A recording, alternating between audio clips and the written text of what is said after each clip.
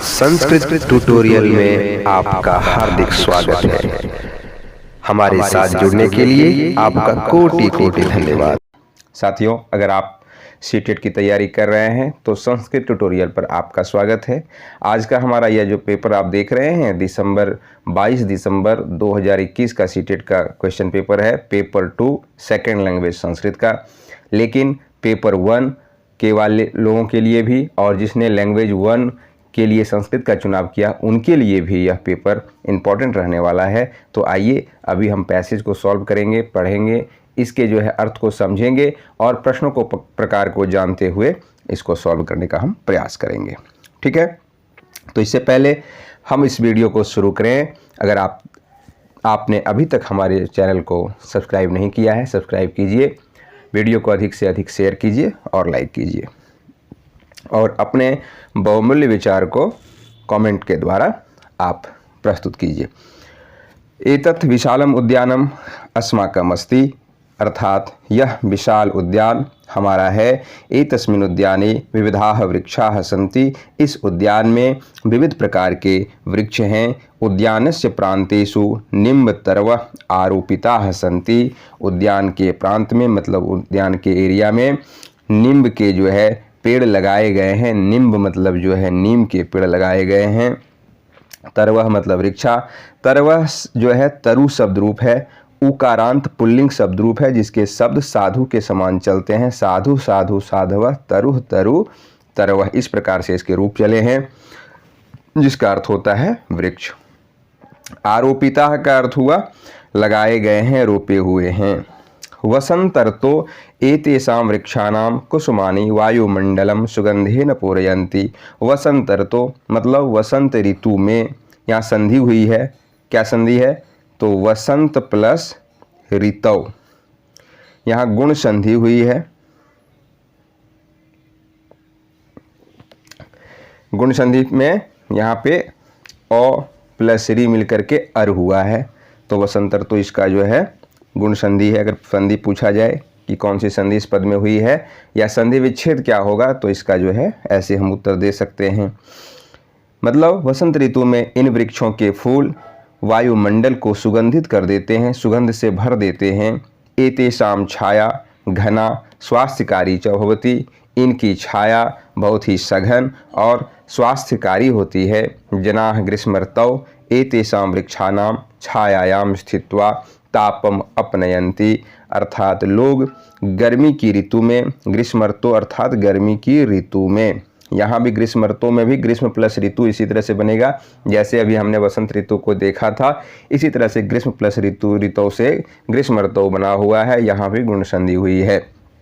अर्थात गर्मी की ऋतु में एतेषां वृक्षाणाम, इन वृक्षों के छाया में बैठकर लोग गर्मी से अपना बचाव करते हैं। तापम अपनयंती, तापम जोड़ अपनयंती जो है यहाँ पे संयोग हुआ है, तापम जोड़ अपनयंती। ठीक है, मतलब ताप मतलब गर्मी को दूर करते हैं, गर्मी से अपने आप को बचाते हैं। निम्ब तरुणाम अनंतरम उद्यानम परितः एव सरणी अस्ति, निम्ब तरु के पास ही जो है उद्यान के चारों ओर तालाब है। शरणेह अनंतरम, देखिए शरणी, शरणी का मतलब सड़क होता है, चारों तरफ सड़क है। शरणेह अनंतरम आम्रपादपा पुनः चैका शरणी अस्ति, कहता है रास्ते के बीच में आम के पेड़ हैं और फिर एक जो है रास्ता है। प्रातः काले जनाः अत्र व्यायामाय आगच्छन्ति, अर्थात प्रातः काल में लोग यहाँ व्यायाम करने के लिए आते हैं। शरणी सूचा धावंती, शरणी सड़क पर दौड़ते हैं। भ्रमंती वा, या फिर दौड़ते हैं। धावंती मतलब दौड़ते हैं या घूमते हैं, भ्रमंती मतलब घूमना, घूमते हैं। ठीक है। शरणी नाम तटेषु विविधाः कुसुम पादपाः अपि सन्ति, रास्ते के जो है तट पर मतलब रास्तों के किनारे विविध प्रकार के फूलों के पौधे भी हैं। तेषु शतपत्री गंधराज मल्लिका मालती सूर्यकमलम च जनानां चित्तम विशेषतः हरन्ति, उनमें से शतपत्री गंधराज मल्लिका मालती और सूर्यकमल के पौधे लोगों को के मन को हर लेते हैं। जनाः तानि पुष्पाणि जिघ्रन्ति, लोग उन फूलों को सूंघते हैं। चिंतम च विनोदयन्ति, और अपने मन को प्रसन्न करते हैं। आम्र वृक्षाणाम अनंतरम दाडिमानाम जंबीराणाम मधुर जंबीराणाम नारंगानाम कदलीफलानाम च पादपाः सन्ति।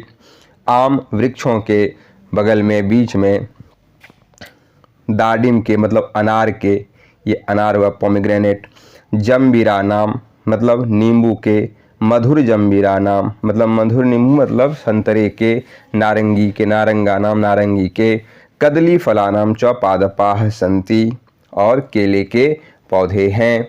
अस्माकम उद्याने मुरारी अस्माकम मालाकार अस्ति, हमारे उद्यान में मुरारी नाम का हमारा माली है। सह सर्वम दिनम अत्र कार्यम करोति, वह पूरा ही दिन यहाँ काम करता है। सह संरक्षणे आरोपणे सिंचने चातीव चतुरः, वह संरक्षण में बाग की रक्षा में देखभाल में, आरोपणे मतलब पौधों को लगाने में, सिंचने अर्थात पानी को जल देने में बहुत ही चतुर है, जानकार है। अहम अप्यत्रोद्याने कार्यम करोमि, मैं भी यहाँ इस उद्यान में काम करता हूँ। देखिए ये संधि यहाँ इस पद में हुई है, अहम जोड़ अपि जोड़ अत्र जोड़ उद्याने से बना है। अहम अप्यत्रोद्याने, मैं भी इस उद्यान में काम करता हूँ। ऐसा मम केदार, यह मेरी क्यारी है।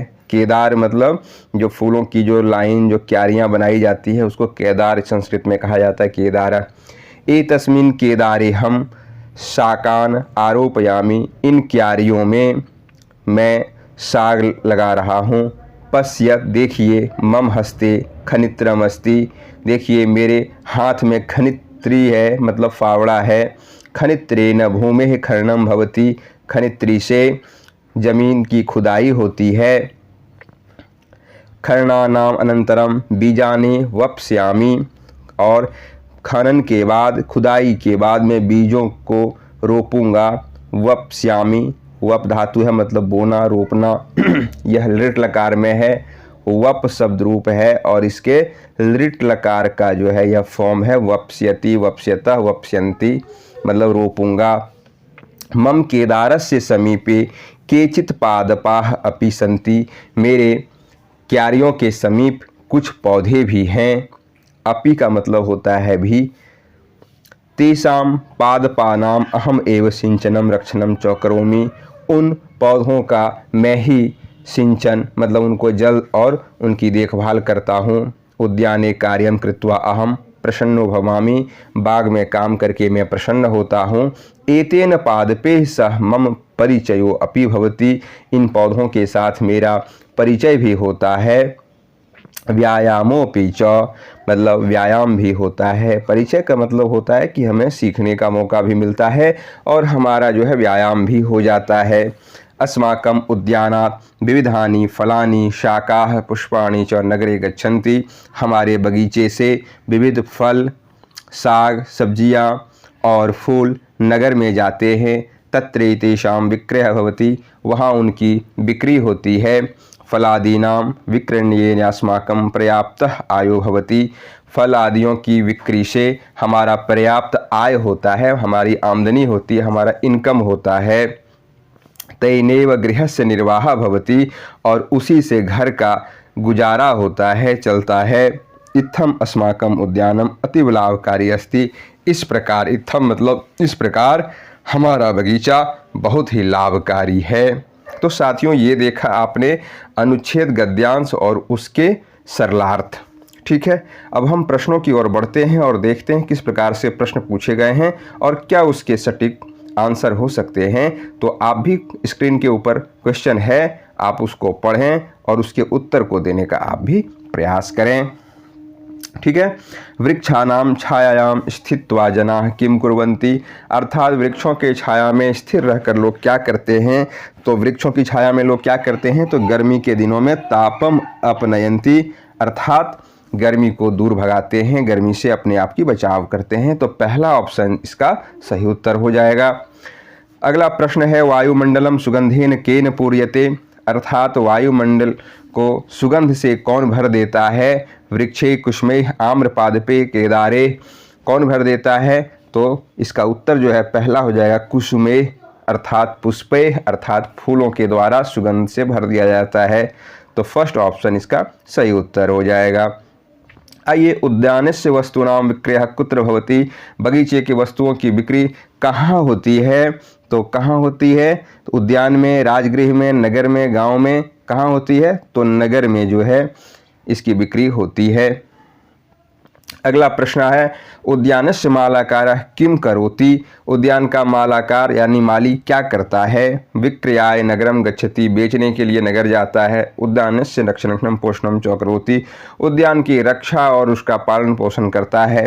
परिवारस्य निर्वाह करोति, परिवार का निर्वाह करता है। व्यायाम करोति, व्यायाम करता है। क्या करता है? तो उद्यान के जो है संरक्षण, देखभाल और उसकी रक्षा करता है। तो इसका दूसरा ऑप्शन सही उत्तर हो जाएगा। अगला प्रश्न हमारा है, भूमौ लघुपादपानां स्थापनम किम कथ्यते? मतलब भूमि में छोटे छोटे पौधों को लगाना क्या कहा जाता है? मतलब जब भूमि में पौधा हम रोपते हैं उसको क्या कहा जाता है उस भाषा में? संरक्षणम, वपनम, आरोपणम, सिंचनम, है ना। अगर हम बीज डालते हैं तो उसको वपनम कहा जाता है, मतलब बीज की बुआई होती है। और पौधों का जो है आरोपण होता है, मतलब पौधे से पहले पौधों को तैयार किया जाता है बीजों के माध्यम से, और फिर से उन पौधों को वहाँ से हटाकर दोबारा उसको हम मिट्टी में जब गाड़ते हैं, लगाते हैं, तो वह शब्द आरोपण शब्द होता है। वपन का मतलब होता है बोना। जब पहली बार हम बीज मिट्टी में या खेतों में डालते हैं तो उसको वपनम कहते हैं। तो इसका जो उत्तर हो जाएगा आपका थर्ड जो है आरोपणम जो है, कि क्योंकि यहाँ छोटे पौधों की बात हो रही है इसलिए यहाँ पे आरोपणम ही इसका सही उत्तर हो जाएगा। आइए, उद्याने भूमेः खननम केन मंत्रेण भवति? देखिए, एक यहाँ उत्तर थोड़ा सा ये क्वेश्चन जो है एक शब्द गलत है, केन मंत्रेण नहीं होगा बल्कि यंत्रेण होना चाहिए, लेकिन प्रिंटिंग मिस्टेक यहाँ है, इसलिए ये क्वेश्चन जो है तो इसको ठीक कर लिया जाएगा। क्योंकि पहली बार जो है ऑनलाइन एग्जाम कराया गया था, है ना, और बहुत सारी इसमें जो है खामियां त्रुटियां देखने को मिली थी, जिसको जो है सीबीएसई ने भी एक्सेप्ट किया था, सीटेट वाले ने भी एक्सेप्ट किया था कि गलतियां हुई हैं, और बाद में बहुत सारे का जो है मार्क्स भी बढ़ा था। तो एक गलती यहाँ भी हमें देखने को मिल रहा है, तो इसका भी सुधार यहाँ आप लोग समझ के पढ़िएगा। इसको मंत्रेण की जगह आप यंत्रेण पढ़ना है। अर्थात बगीचे में जो भूमि है उसका जो खनन किस यंत्र से होता है, क्या बोलते हैं उसको? तो खनित्रेण। थर्ड ऑप्शन इसका सही उत्तर हो जाएगा। ठीक है, आइए अगले प्रश्न को देखिए। पश्यत इति पदम कस्य पुरुषस्य विद्यते? कहता है पश्यत जो है यह किस पुरुष का रूप है? तो पश्यत लोट लकार मध्यम पुरुष बहुवचन के रूप में बनता है, मतलब देखिए, मतलब आप सभी देखिए, है ना। तो ये मध्यम पुरुष का रूप है, यानी कि थर्ड ऑप्शन इसका सही उत्तर है। अगला प्रश्न है, जिघ्रन्ति इत्यस्मिन् पदे को धातु? अर्थात जिघ्रन्ति यह जो पद है इसमें कौन सी धातु लगी हुई है? तो इसमें जो है घ्रा धातु लगा है। फर्स्ट ऑप्शन इसका सही है। घ्रा धातु का रूप चलता है जिघ्रति, जिघ्रतः, जिघ्रन्ति, जिसका अर्थ होता है सूंघना। ठीक है, तो साथियों ये था अपठित गद्यांश पहला। एक और अपठित गद्यांश होगा जिसका हम वीडियो अगले पार्ट में लेकर के आएंगे। तो कैसा लग रहा हमारा प्रयास कमेंट करके बताइएगा। चैनल को सब्सक्राइब कीजिए, वीडियो को लाइक और शेयर करते रहिए। मिलते हैं अगले वीडियो में, तब तक के लिए नमः संस्कृत।